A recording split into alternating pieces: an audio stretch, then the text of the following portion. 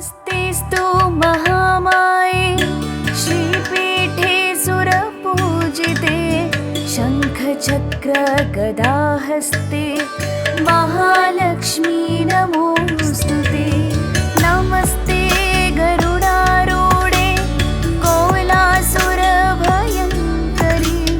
सर्वपापहरे देवी महालक्ष्मी नमोस्तुते।